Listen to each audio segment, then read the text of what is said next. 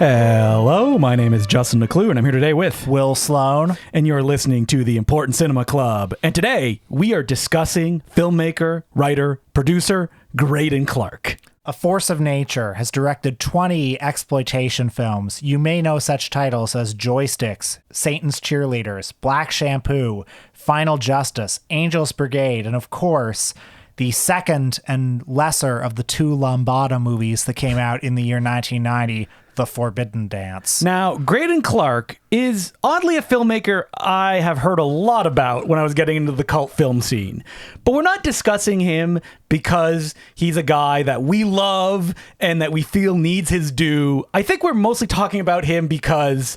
yeah, we don't know. Why are we doing a Greydon Clark episode, actually? Can we break that down? Because I'm still not sure. I think it's funny because we look at his films, and I've always kind of bounced off of them, yes. But I do know people who love them.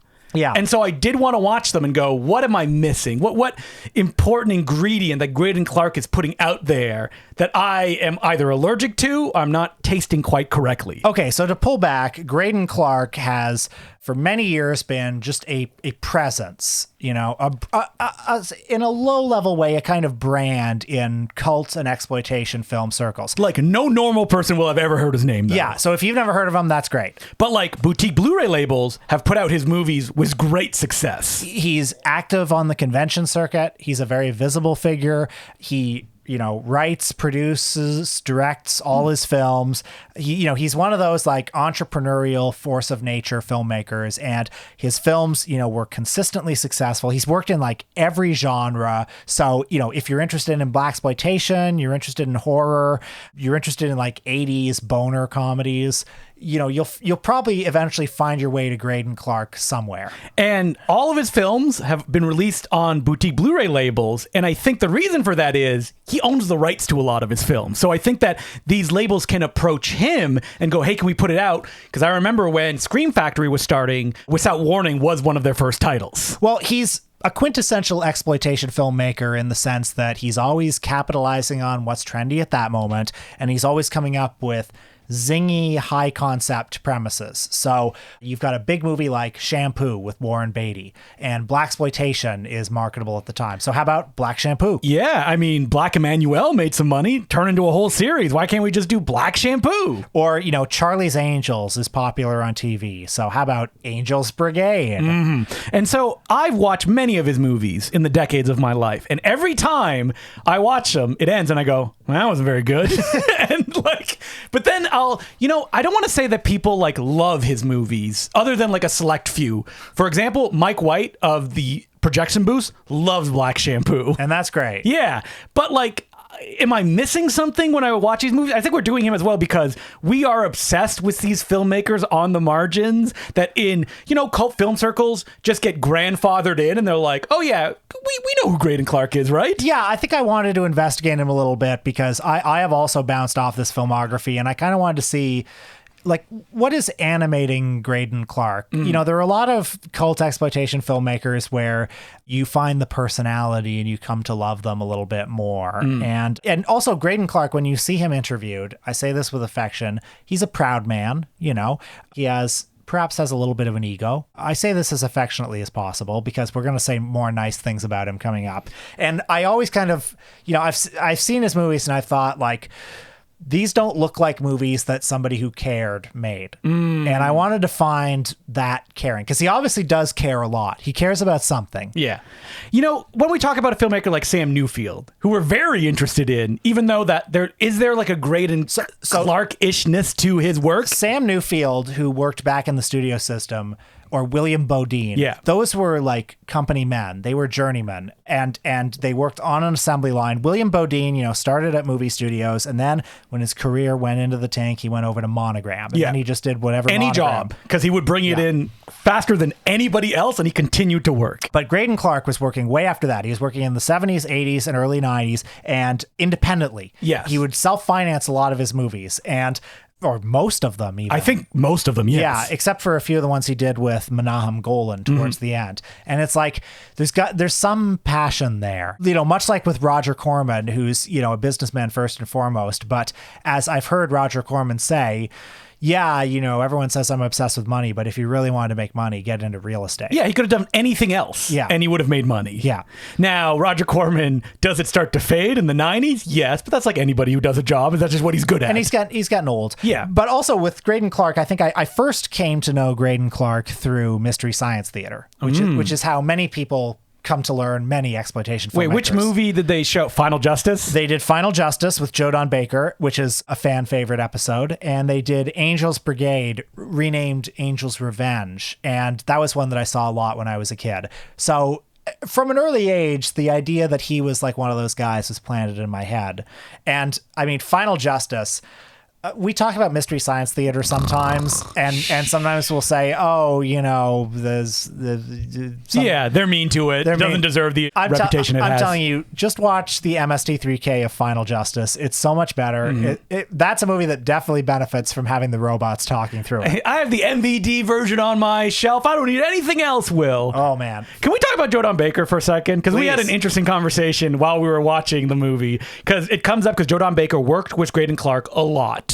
And Greydon Clark really loved working with Joe Don Baker. Yeah. And he thought he was like an inventive actor. He loved what he brought to the movies. I heard an interview with Greydon Clark where he said something like, you know, people think Joe Don's a dumb Texan, but he's anything but. You know, he studied at the actor studio. He cared very deeply about his craft. And honestly, you look at the 3 movies that Joe Don Baker made with Greydon Clark, Wacko especially, I think he's terrific in. He's really funny. Well, there's an anecdote in Greydon Clark's biography, which I will keep bringing it up because I think it's kind of a key to who he is and how he works. And unlocking what there is to appreciate.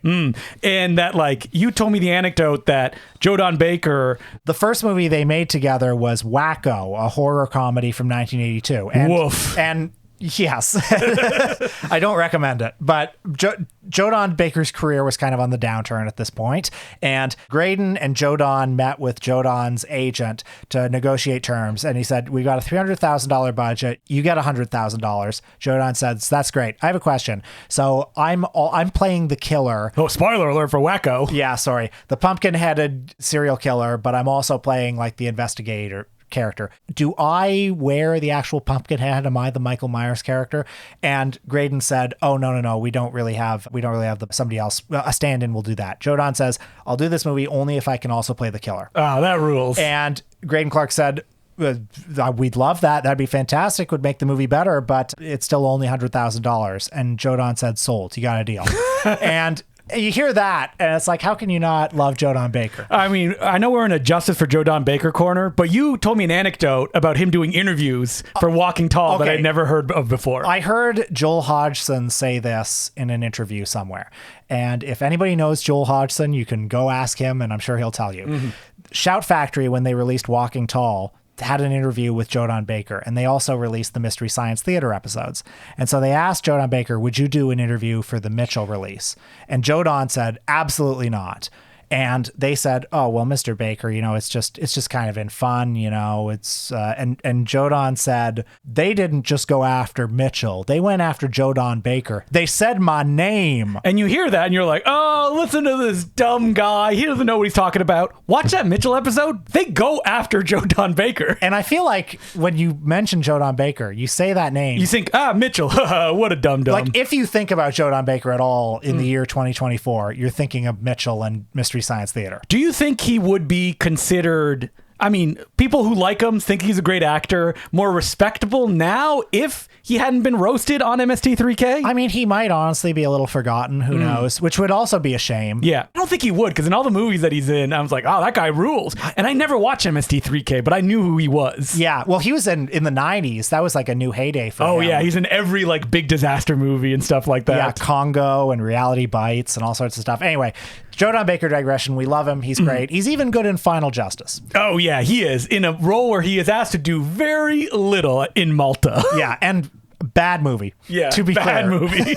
Not good. But getting back to Greydon Clark, we both skimmed his autobiography on the cheap, My Life in Low Budget Filmmaking, which is a best case scenario for what a Greydon Clark autobiography would be. Now, I had read this maybe a decade ago, and I think maybe my good experience of reading the book stayed with me, and I was like, I have some affinity for Greydon Clark, right? But then I kept watching his movies, and I was like, what is this cognitive dissonance that I'm experiencing? Yeah, I mean, watching his movies this week, a bit of a chore, not gonna lie. Yep. And I've seen most of them. So some of them were revisiting an old family member who has seen better days. The book is great because he goes through every movie. There's a chapter on every movie he ever made, and he breaks it down by like inception, pre-production, filming, release. And the way that he lays it out is that he gives you prices for everything, and there are probably fictionalized conversations between people where it's like written like a script as like two people conversing throughout. Very strange structure, yeah. But it's very fun to read. Yeah, and I'm sure like the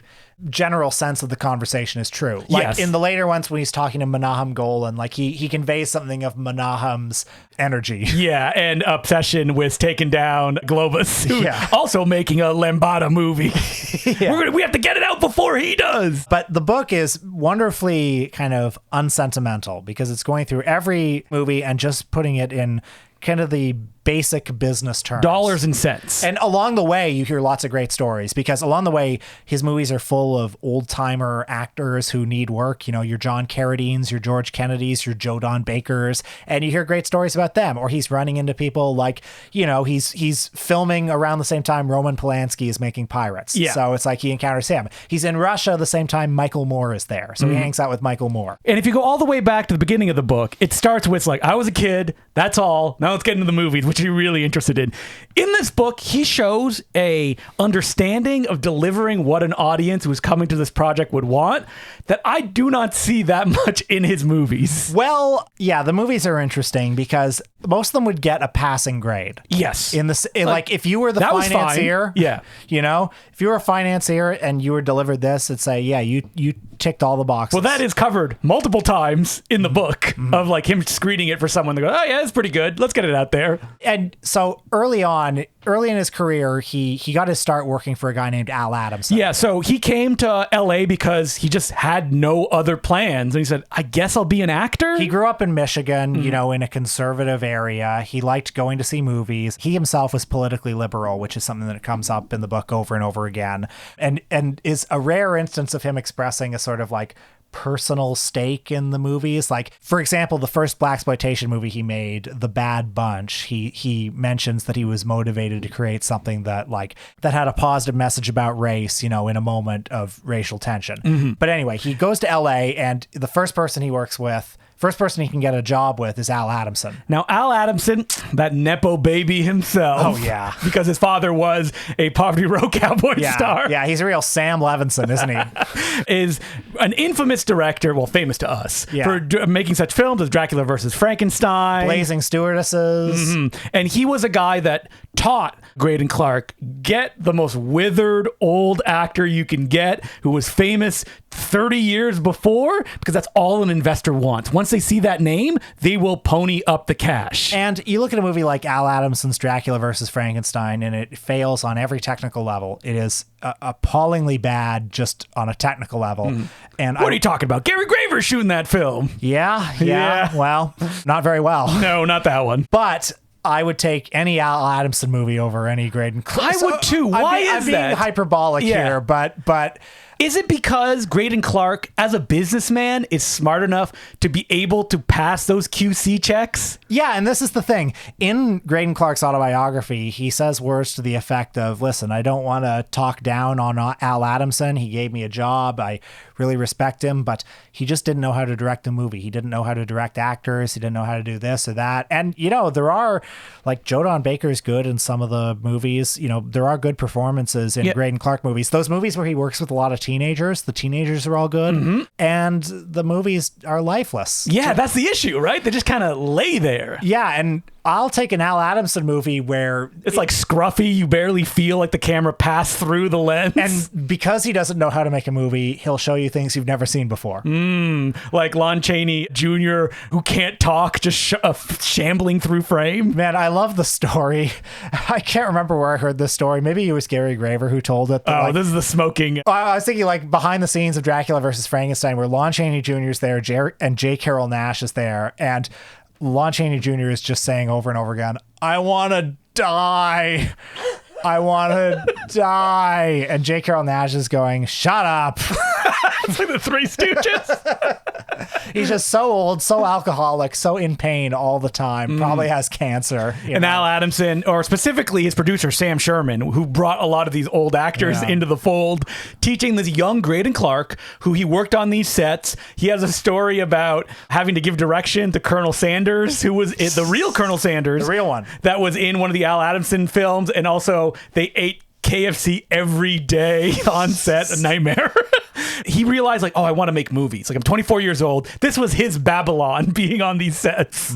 And Greydon Clark is a more competent filmmaker than Absolutely. Al Adamson, if you're just going by the book. But then you watch his second film, Black Shampoo. Oh, Yeah, so this movie starts, and we're like, maybe this will be fun. Oh yeah, first 10 minutes I'm on board. It is, a blaxploitation riff on the Warren Beatty, Hal Ashby shampoo, where, he's a Hairdresser by day, a sex machine by night. or by day as well. Yeah, and by day. He goes all throughout Hollywood and satisfies, the lovely white ladies, while their husbands are away. He meets them at the pool and he gives them massages and they turn into something else. Now, the first issue is that John Daniels, in the main role in this, looks very bored. Oh yeah. He delivers his lines. He flubs them a few times as well, but there's no kind of charisma you need for this kind of picture. Well, one thing that Greydon Clark isn't necessarily super competent at is screenwriting. So this movie and Satan's Cheerleaders, which we also watched, they peak in their first 10 or 15 minutes when you're kind of getting acquainted with the idea. Well, they're drive-in movies. Yeah. That you play them at the drive-in, and then, you can canoodle, you can go get some popcorn, you ain't missing anything. And that is the only way they are legible, because both of them in their back halves are unwatchable. Like, Black Shampoo just turns into a gangster plot where the hero's on the run. He uses a chainsaw at the end, I think. That's kind of fun. Yeah. Okay. And Satan's Cheerleaders, which is one of the other famous titles from his filmography, opens on the beach. Yeah. You got the cheerleaders. We're on the beach for a long time. I clocked it. We don't leave that beach for 10 minutes of them just running around. And then, they're on the football field. Then they're in the locker room. Mm-hmm. There is some nudity in this movie. Not that It's pretty tame. Not that much. And what a cast of all-stars we have on screen. Oh my God. John Carradine, who I think is good in this movie. In one scene. Yeah. As a homeless man on the side of the road. There's a great anecdote in Greydon's autobiography where he says something like John Carradine was doing some maneuver that was maybe physically uncomfortable. Bending over. Yeah, bending over. Yeah. And Greydon was like, "Oh, John, you don't have to do that." And John Carradine was like, "Nonsense. John Ford never told me that I should be comfortable, and neither should you." Apparently he cared very deeply about his performance. Please. Yeah. But I don't know. You look at so many of those later John Carradine performances, and he really does bring all it. those Fred Olen Ray films that may have been edited into another motion picture. And you also have, of course, people are coming to the theater for Charlie Chaplin's son. Oh, Sidney Chaplin, who looks awful. And, it's the folks, the cheerleaders, they run up against Satanists. Yeah. And guys in robes. Sidney Chaplin, the son of Charlie, is the main guy in the robe. And he looks terrible. He's got a horrible little Van Dyke beard. Well, that's how you know he's a devil worshiper. And the second half of this movie, there's nothing to say about this movie. The second half of it is just like Gus wandering through the woods. Gus Van Sant's Jerry, just walking. But people have an affection for this movie. It's constantly re-released on Blu-ray again and again and again. I think that's just the title. Yes. You think that's what it is? Well, some of it is nostalgia as well. I think a lot of it is tied into nostalgia with Greydon Clark's movies. And when you say that this, when we went to the Mahoning Drive-In that year, and we would see 50s monster movies there, I remember you saying to me "Oh, the movies make sense now," because when you're hearing the sound kind of echoing, and you can go to the snack bar and you can come back, and if you're there with your girlfriend and somebody's getting or giving a hand job, the whole thing makes more sense. You don't have to pay close attention to the movie. But when you're sitting at home, on your giant TV, watching Satan's Cheerleaders, just being don't look at my phone. Don't look at my phone. I'm doing this for my podcast. I hope Chaplin will show up at any second and he'll bring the laughs, right? That Chaplin name? Yeah, Sidney Chaplin does not have his father's balletic grace or slapstick chops. Now, have you seen Without Warning? I know you didn't watch it for this week. No, I haven't. And that's probably the biggest Greydon blind spot I have. Because that one stars Jack Palance, Martin Landau, Neville Brand, Cameron Mitchell, David Caruso, the guy who played the Predator, Kevin Peter Hall. Jack Palance is definitely a member of the Greydon Clark Repertory Company because he's he's the villain in Angel's Brigade as well. Angel's Brigade also has an awesome cast. It has Jim Backus, Alan Hale Jr., Peter Lawford, Arthur Godfrey. A lot of people are like, I don't know any of those names. And it's like, you had to be born in the 50s. Yeah. Be taking in entertainment in the 50s. It's like, let's say you're watching a Dean Martin celebrity roast, and not the guys who are really close to the dais. Yeah, all the way to the back. Not Muhammad Ali and Bob Hope, but further back, and it's like, yeah, Arthur Godfrey. Now, I did watch Joysticks again. We talked about this a few episodes ago. It actually started the Greydon Clark discussion. Well, yeah, because 2 weeks ago, I went to see Joysticks projected on beautiful, shimmering 35 millimeter. Joysticks is a post-Animal House, post-Porky's, teen gross-out boner comedy. It's set at a video arcade, and Joe Don Baker plays the mean authority figure who wants to shut down the arcade. Now, out of all of his films, I think this is the one that has the biggest cult audience. You think so? More than Uninvited? Absolutely. Yeah. Only because Joysticks like captures a moment in time that even people that were not there feel nostalgic for. Well, also, that's true. The video game stuff. That's very important, yes. And Joysticks got a wider release than most of his movies. Like it made multiple millions of dollars. It played movie theaters. And I would say it's got personality too, that is representative of that time and a very exaggerated version of it. And it gives, we talked about like, oh, he's not giving the goods. This movie, there's naked ladies every couple minutes. Like if you are a prepubescent boy, like the movies don't get much better than this. That's true. And there's like a lot of comedy. Yeah, wait, that's one way to put it. Yes, there's a lot of comedy. I mean, it's not the best comedy you've ever seen, but there's like, there's a John Belushi type character who's always, who's like probably the grossest you could make a John Belushi character be. Have you seen King Frat? I have, yes. I think the guy in that one beats him, but like at one point, isn't he like having a fake seizure on the ground or something like that? And Joe Don Baker's like, I'm not giving that guy mouth to mouth. The scene in Joysticks that I love so much is the farce scene where it's like that guy and the nerdy boy like sneak into Joe Don Baker's house. Oh yeah, and then Joe Don Baker's wife starts having sex with the nerdy guy. She's asleep and she's like, "Oh, honey." And then Joe Don Baker gets in between them, and then Joe Don Baker walks in the room and he doesn't notice the guy. Sits down. I mean, this is classic French farce, like you said. And then the John Belushi guy gets out of the closet, but he farts, and then Joe Don Baker's like, just as he's on his way out the door, he farts. And then Joe Don Baker's like, "Oh, I've been telling you to not eat whatever," and he sprays deodorant. I mean, all those pieces are working together. See, I can understand, people feel like when we brought it up, a fish called Wanda over here with all of the moving parts. A lot of people said stuff like in the Discord of the Important Cinema Club, it's better than most of the boner comedies coming out during this period. It is, in the sense that there's always something happening. Mm-hmm. I was not bored watching Joysticks 2 weeks ago. Yeah. There was always something happening. It is, I mean, there's no nutritional value here. None of the jokes are good. I never laughed in an honest way. Yes. But I did laugh. I laughed in a kind of like, this is ridiculous way. Yeah, so a laugh.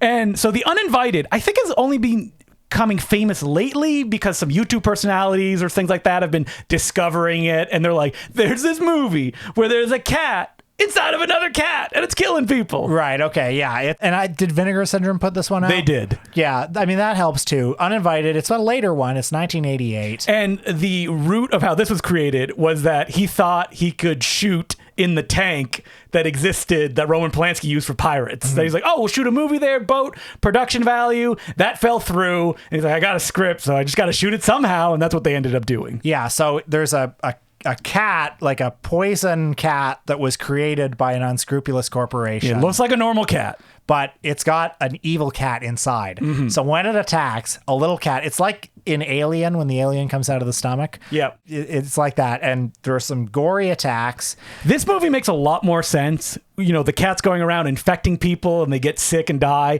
when I believe he wrote it as a rat. And then someone said, that's gross. No one wants to see a rat movie. Make it a cat instead. And it's good that he made it a cat because that's a novelty value. It gives it just that little extra kick. Now, watching this movie, and I was conscious, like, okay, this is going to be the good one. This is the one that people sometimes make the case for. Yeah. It's like, okay, you may not like Satan's cheerleaders, but this is the one that kind of works. It barely works. Yeah. It has a cat within a cat. There's some special effects. I mean, it's mostly takes place on a boat. Yeah. So it has that kind of claustrophobic. It's a weird, what I like to call death march movies, where you're just watching people die slowly for 90 minutes. It's a bit of a Jason Takes Manhattan, you know? Yeah, but Jason Takes Manhattan doesn't have George Kennedy or Clu Gulager. Man, whenever George Kennedy's on screen, it's just depressing. You think so? He doesn't look like he's having much fun. Now, in his biography, Greydon Clark tells him, can you tone it down a little bit? Just toss off your lines. Now, is this revisionism based on the performance that exists in the movie? Clu Gulager really gives it. Yeah. Isn't he wearing like fake teeth in the movie? Yeah. But unfortunately, they're taken off too early in the film, and then we're stuck with the teenagers. I would say, though, yeah, like this movie, again, it's competent. Yeah. And it sort of works in the sense that, yeah, there is a bit of like growing tension as the movie goes along. I think the novelty value of the cat was in the cat. That takes people very far. Yeah. And we also watched another one. I don't know if it's his biggest budget one. It feels like it based on like the movies that we watched for this episode. Dance Macabre. Well, a lot of the Greydon Clark movies he financed himself. Like he was constantly putting up a lien on his house to pay for these movies. Selling his car. Oh, man. Well, we'll get to that. I'll tell that story. Yeah, that's depressing. But Dance Macabre was one of a couple movies that he made with Menahem Golan, the former head of Cannon Films. When he had broken away from Cannon, and he and Globus had each started separate companies. So Menahem's was 21st Century Film Distribution. And, it's a famous story that the Lambada was very big. Globus had put Lambada into production, the movie. Golan then commissioned The Forbidden Dance, and these two Lambada movies, both made by a former Cannon Films founder, debuted the same weekend. By all accounts, Greydon Clark's movie is the worst of the two, which is not where you want to be. No. We didn't watch that one, though. No. We watched the Robert Englund movie, and I think because Robert Englund's a big star. That, wow, man, I say big star, recognizable. Yeah, so Dance Macabre from 1992. We watched this one because the poster has Robert Englund holding a gun, and I heard that this is like his Giallo movie, which got me kind of excited. It's like, ooh, what does a Greydon Clark Giallo look like? Before I forget, I do want to mention this was also produced by Harry Alan Towers, who, didn't he do a bunch? Oh, I thought he did a bunch of Joe. He did all the Jess Franco movies. Yes. He did all of the classy Jess Franco movies that are always being released in 4K, but they're not the good ones. No, like Marquis de Sade Justine or Count Dracula. Count Dracula. Venus and Furs is a good one, though. That's the good one, yeah. But The Bloody Judge, boring. He was trying to class up Jess Franco, and that's not the place Jess Franco needs to be. But Dance Macabre, I was interested in what this would look like because, what does a 1990s Greydon Clark Giallo look like? Now, reading in his autobiography, this movie came about because Golan had made a movie with Robert Englund, and this is at the height of Freddy Krueger mania. Yeah, the Phantom of the Opera is the movie that he made. That's right. Phantom of the Opera, and this was supposed to be like, this will launch Robert Englund outside of the Nightmare on Elm Street series, with him like turning the Phantom of the Opera into Freddy Krueger, basically. And it flopped, but he still had a 2-picture pay-or-play deal with Robert Englund. This is the great thing about Golan and Globus, is that like they were old school studio head kind of guys that they love to make these deals where like pay or play stuff, which like no one was doing around the 90s that were like independent guys. No, why would you do that? Yeah, and Robert Englund, he had to make $500,000. So either you make the movie and maybe get some profit, or you just pay him $500,000. And so they went to Greydon Clark and said, "Have you seen Suspiria? Give us that, but lame."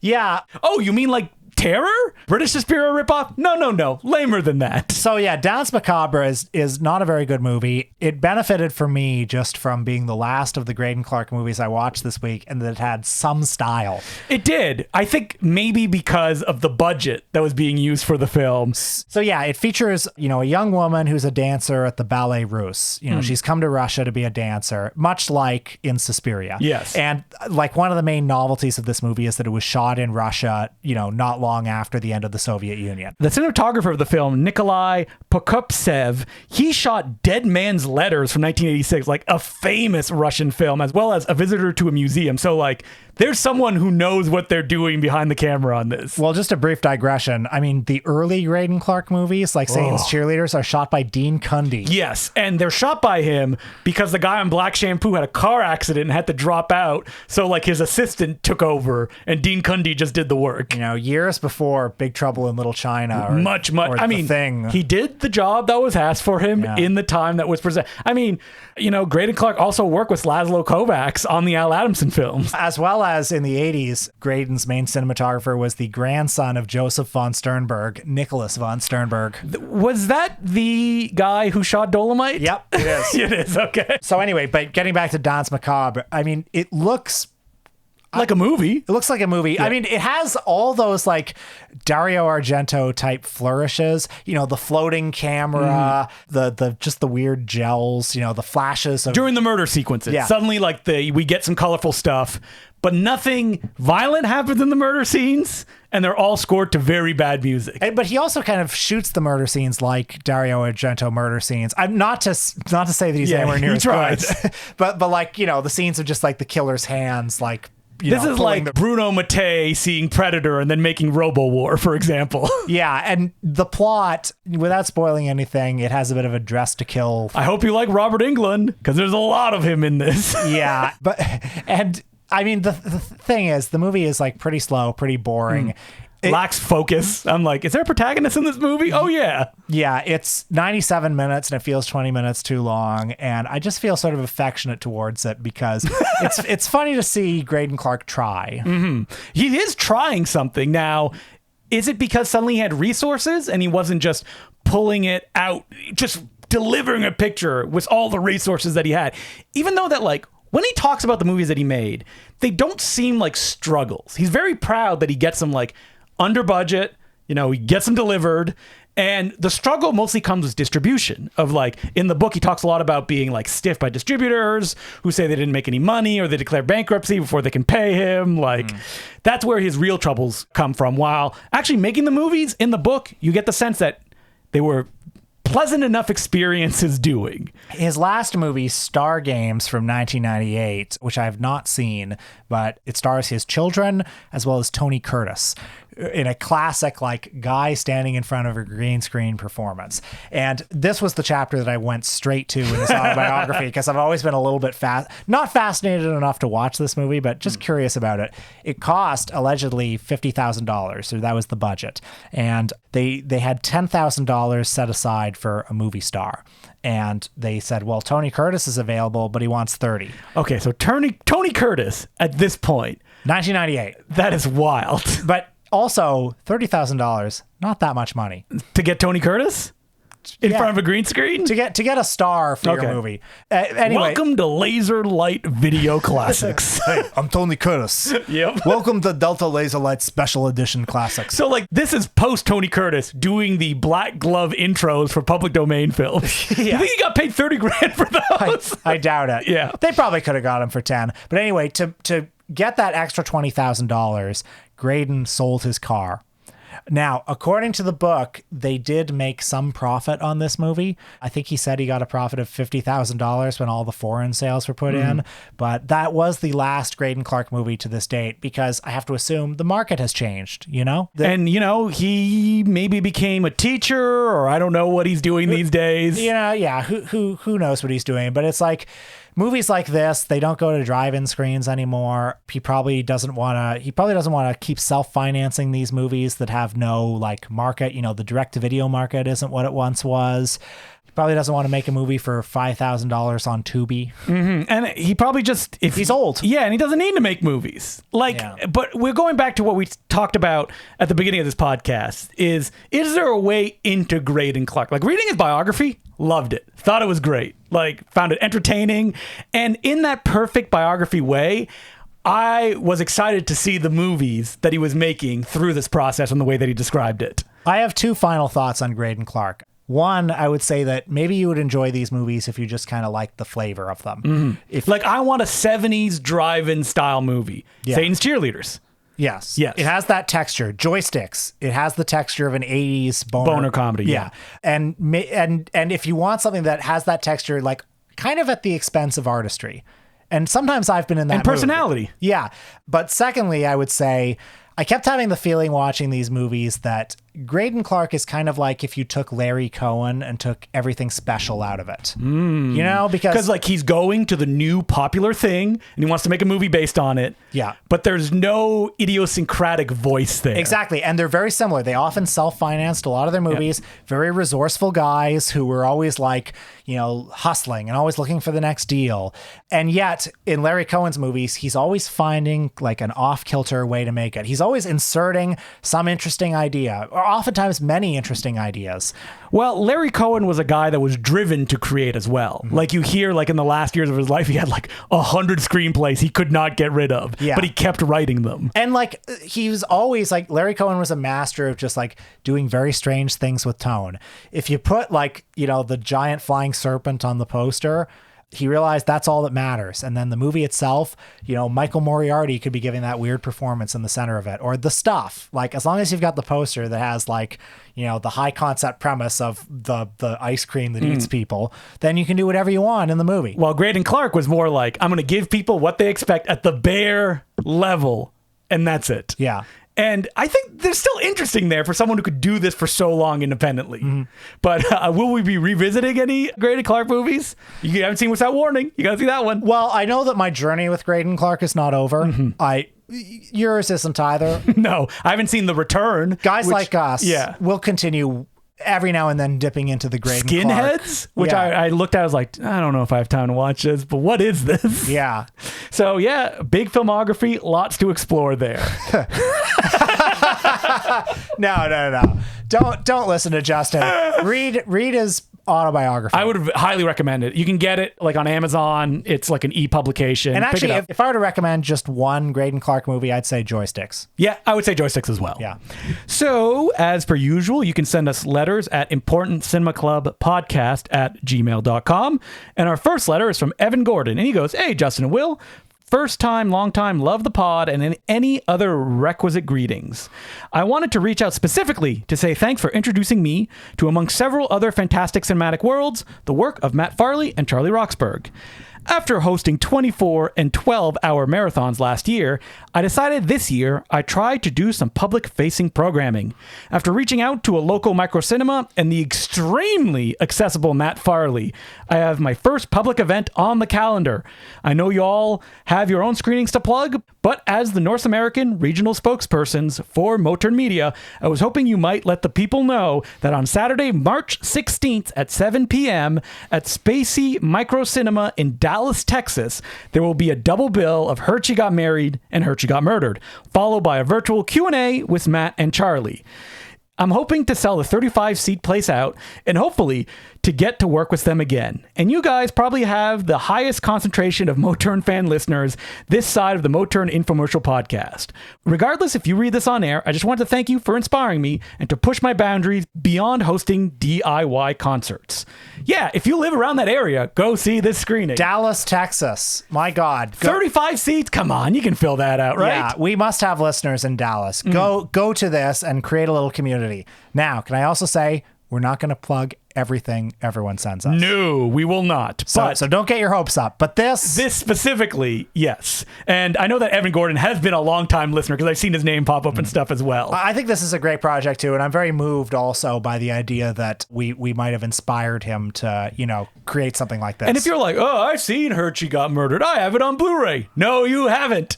There are many different versions of Hurt She Got Murdered. You will see a different version, and also imagine seeing two Matt Farley, Charlie Roxburgh movies with your fellow fans. Yes. Or maybe even some people who don't know who they are discovering it with you. Yeah. What an experience.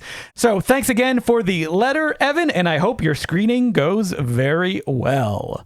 Well, speaking of screenings to plug, April 16th. Mark this date on your calendar. April 16th. It's so far away from when this is coming out. I know, it's very far away, but we're just, you know, if you're from another country, you need to make plans. If you're from another continent, if you're in the People's Republic of China, if you're in what other countries are around there? Japan? Yeah. Hey, Australia? Mm-hmm. Good day, mate. Yeah, the South Pole. Yeah.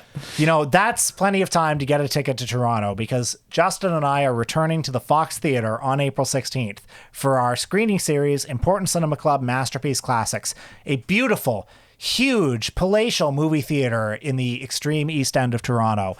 we will be showing Gamera Super Monster. Wait, why Gamera Super Monster? Why not the first Gamera movie, the second, or the third? Well, first, I'm going to tell you who Gamera is, and then I'll answer those questions. Those are good questions, sir. Yes. Gamera is, you know Godzilla? You've heard of Godzilla, right? I know of Godzilla, yes. Yeah, he's great. Okay. What if I told you that there's a second greatest Japanese giant monster? What? He's a giant flying turtle. He's the friend of all children. And he was a huge star throughout the 1960s, a rival to Godzilla. Oh, well, now that I know who he is, I can't wait to watch the first movie at the Fox Cinema, right? You don't need to see the first movie. You don't need to see any. Well, you should see all those movies. Yes. We're watching the last of the original series from 1980 because it is the best of Gamera. It is literally a clip show of all the previous movies. You get to see all the best scenes from all the Gamera movies. Gamera fighting Gaios, Viran, Guiron, all your favorites. Shemp, Zeppo, all the villains. The Ritz brothers. All tied together with an incredible plot. It's like a Power Rangers episode where alien invaders are going to take over the Earth, and 3 space ladies in these unitards got to come down and team up with a little boy to wrangle Gamera and have him wrestle all of his greatest villains. Not much new footage will be shown. But the footage you see will be great. This movie, I'm telling you, it's like get 5 pixie sticks and eat them all at once. Like, this film is always like poo-pooed on in the same way that Godzilla's Revenge is, because they're like, it's mostly a clip show. What I say is, yeah, but clip shows rule. It's all the best part. This is the thing, Yeah. okay? This is why we're showing this movie. We love this movie because this is all killer, no filler. You will have such a good time at Gamera Super Monster. It's spectacular. There's something always happening. So get your tickets now, and we'll see you at the Fox on April 16th. And we'll probably plug it a few more times. Yes. You know? Maybe not every week. Not every single, it's 2 months. Yeah. But in April, we'll be plugging this.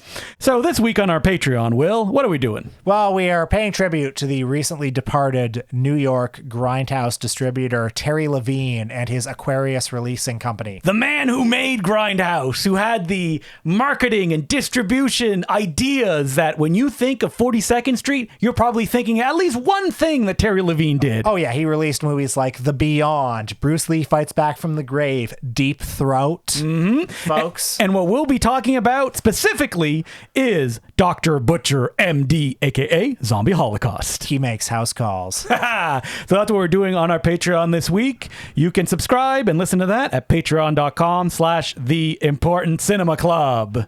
Next week, wait, what filmmaker are we doing this week? Or actor or screenwriter? None of them. We're doing a critic. That's right. You know, we were doing Greydon Clark, and we thought, Let's do something we like. let's do someone who probably hasn't even heard of Greydon Clark, and that's Jonathan Rosenbaum, the great Chicago Reader critic. I think the greatest American film critic who ever lived. I agree. And my favorite, at least. Yeah, definitely. A man who, when you look at his career, like, forget Roger Ebert, forget Pauline Kael, Jonathan Rosenbaum has always been on the right side of history. Yes.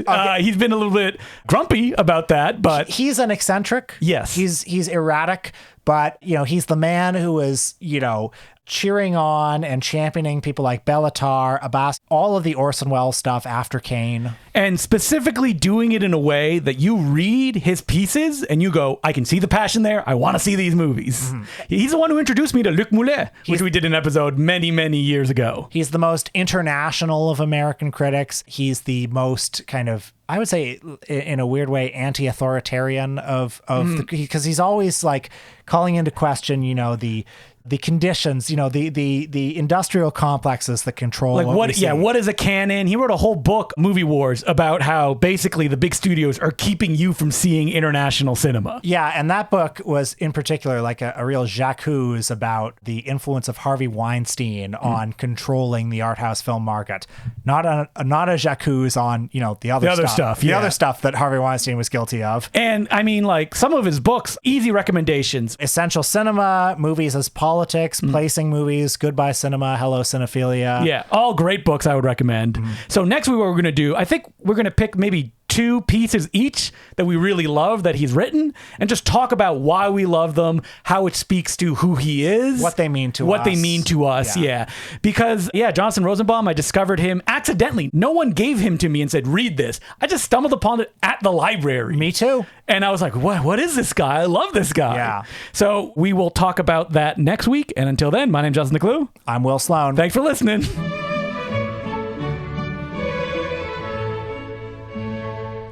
As per usual, I would like to thank the new patrons, who include Mona Weiser, Benny Mordushewitz, Trone Tropcourt, Dean Soy, Trevor, Joseph DeLeo, Brian Abrahams, Zach Brady, Chris Sherman, Thomas Wickett, Anthony Peduzzi, Samuel Langstone, and Stu Watson.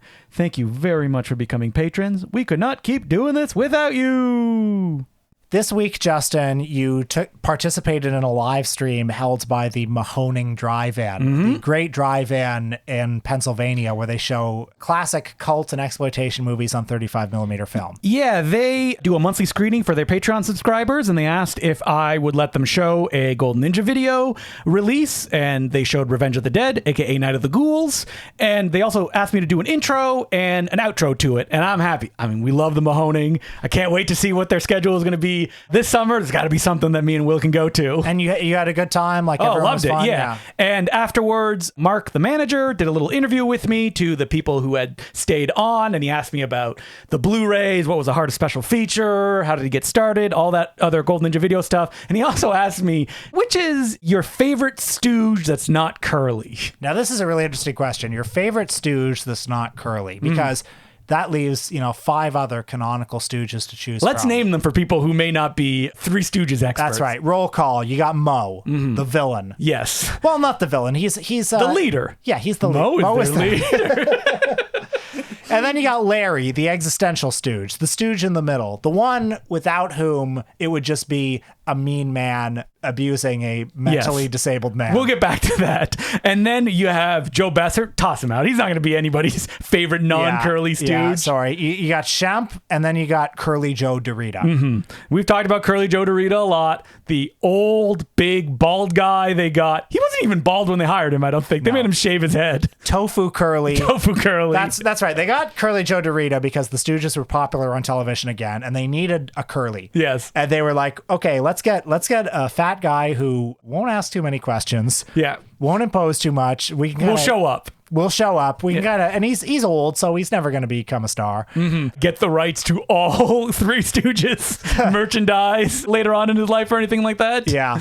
Which he did. But when they asked me the question, my first answer was like Curly Joe Dorita, because I thought he meant like not the canonical Stooges. Right. And then I thought, oh, wait, not to say Curly Joe wasn't canonical, but he is the one that looks like another guy to confuse children. Right. So, but your favorite stooge who's not curly? Shemp. It was easy. Yeah. Shemp. Shemp is a dynamo. And why is it Shemp? For people who maybe they're our age and they grew up saying, well, Shemp is the bad one. When a Shemp one is on TV, I don't want to watch that one, which I've heard people say like on podcasts recently. And that disgusted me. Well, that's you're not thinking. Yes. If you think that way, because obviously, look, we all love Curly. He's a big baby. Yes. He's delightful. You're a kid, you love Curly because he acts like an exaggerated version of you or your friends. But Shemp is like an exaggerated version of your alcoholic uncle. You know, Yes. he looks terrible, but like as a physical comedian. But his face, old rubber face himself. I mean, yeah, he's like, Curly is a birthday cake. Shemp is a good scotch. Yeah, you need to be mature enough to right. appreciate it, right? Yeah. And, this is something me and Will have said many a times. When Curly gets hit, it's funny because he like squeals and he does something like, oh, whoa. You hit him with a wrench, the wrench bends. When you hit Shemp with a wrench, he goes, oh, in agony, and like grabs at his head and his eyes bug out, and it's funny in a different way. Okay, but now, least favorite stooge. Yeah, okay. So this is why Will wanted us to talk about this. Because this is a really big... Because, Joe Besser is the least favorite stooge. That's not a contest. That's a given. But also, like Joe Besser, I have great respect for Joe Besser as a comedian. Outside of the Three Stooges, a great comedian. Okay, so there's an important distinction here because I said an answer that Will went, wait, what? And it's only because I was thinking of like, what stooge do I think about these days that brings a smile to my face? So that's what favorite is, right? Like, what is your favorite, the idea of a stooge that is not curly or Shemp? I mean, what is the idea of a stooge that you like the least? Sorry, that was a question. Not that I like the most, right? Because that's you can go in order of those. It's not too your too least hard. favorite stooge. Yes, and the I one said, that you feel the least affection for. Yes, and I know that if Gilbert Gottfried was still alive, he would burst through the door when I said, I don't know, Larry maybe. Oh, and I only say this because I think of Larry, and he is an essential part of the Stooges. Undeniably, he's in the middle. If you think of the Stooges without Larry, again, like Will said, it's just a mean guy hurting another guy. Now, would the Stooges work even if it was Moe, Shemp, and Curly? Now that's an interesting combination because when you hear that, you think, well, there's got to be a guy who's not funny there. That's the thing, is that Larry is technically the not funny guy. But he absorbs everything. Yes, he's in the middle. He's a buffer. Yeah. And if you have Curly and Shemp, they're both so big in such different directions. Now, oddly enough, the Marx Brothers, you've got three funny guys. Yes. Groucho, Harpo, Chico. But they're funny in different ways. That's true. Yeah. But, okay, Curly and Shemp are funny in different ways. Mm-hmm. And yeah, but they bounce funny off each other. Yeah, they are. But Curly and Shemp, they're both taking physical damage. Yeah. So let's break down the Marx Brothers, right? I guess two of them are kind of verbal comedians. Well, but in different stratas, though. There's the low and the more high, smart guy doing comedy. Yeah, they're also a little bit. They're independent units within the Marx Brothers. Groucho will come on and he'll do his thing, and then Harpo and Chico will come on and they'll do their thing, and then eventually they'll unite. But Larry by himself, what is that?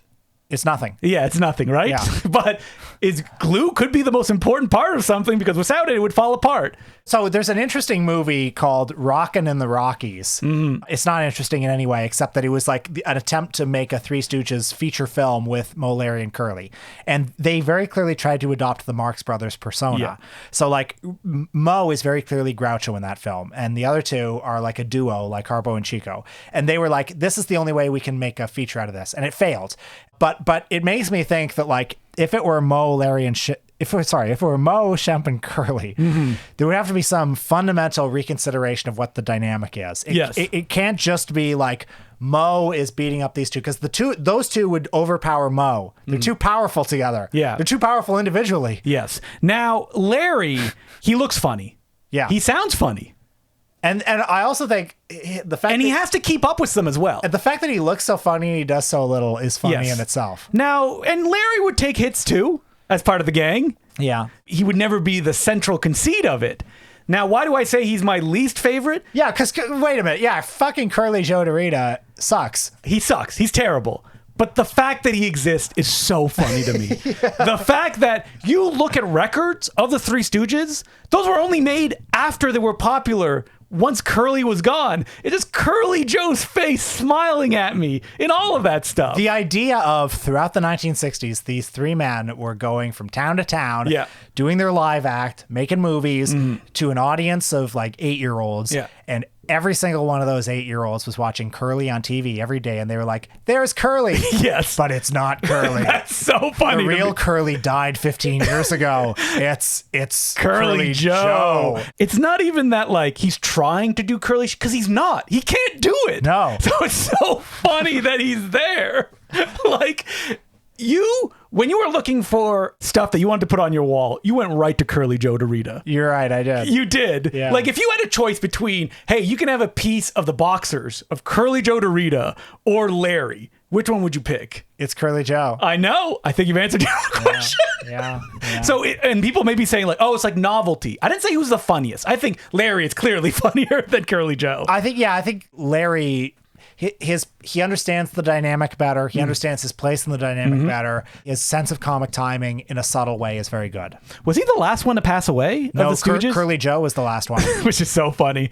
But he's the one that you hear all the fans. They didn't go to Curly Joe. They went to Larry in the old folks home. Yeah, because he would just, you could drop in and he loved to visit people. By the way, folks, if you want to have a good laugh, Google Curly Joe DeRita grave.